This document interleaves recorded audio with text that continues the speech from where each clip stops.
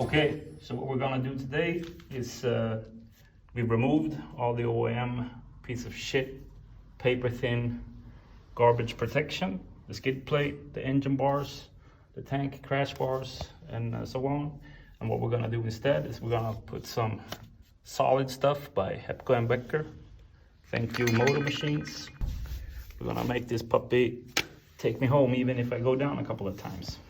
So what you want to do is you want to first start with the mounts for the bash plate, but wait with the actual bash plate, and then put on the lower engine guards, and then you can put on the actual bash plates. So it will be easier to access all the nuts and bolts. Okay, let's go.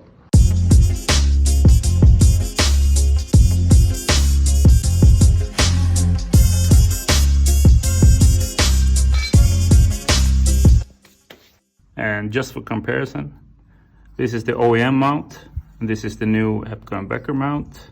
I say this is about 2 mil, and this is probably 4. So it's twice as sturdy and feels really solid. This is just a piece of shit.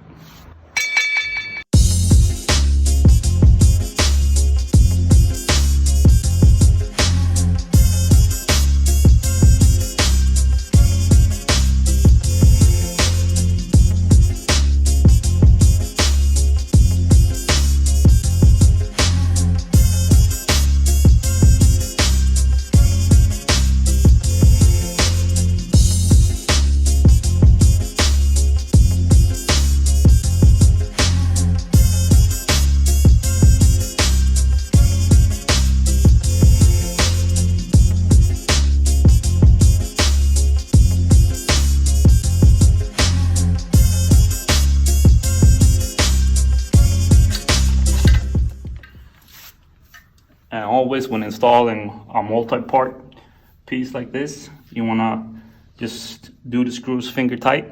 Don't tighten anything down until you see that it's all come together properly. You wanna have the mounting points and everything lined up. And I actually kept the original little cover here over the joint because I thought it kinda cool.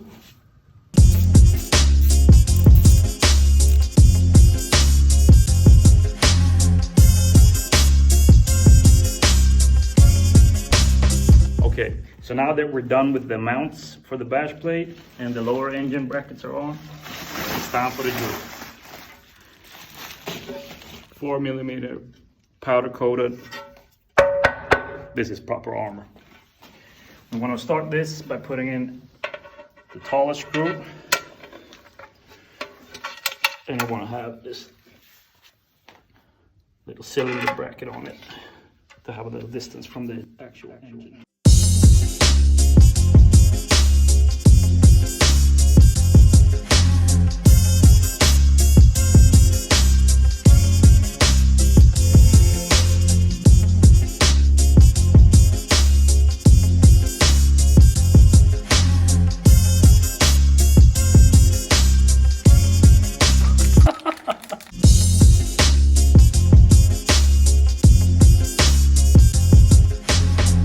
Okay, so the first thing you do in any install is you check the parts, that they're all there.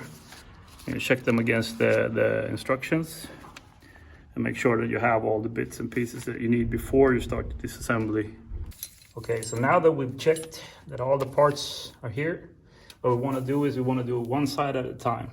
So you want to start by loosening this bolt right behind the little fairing piece that I just took off, and then you want to have this one. And these hold the actual engine into place. So you don't want to go and remove both sides at the same time, because then you'll have a problem. First bolt you want to get is the 90mm one, and you want to have this little piece in between, and you want to put it so that the actual crash bar mount comes between these parts, so it puts the crash bar mount a little bit out from the engine.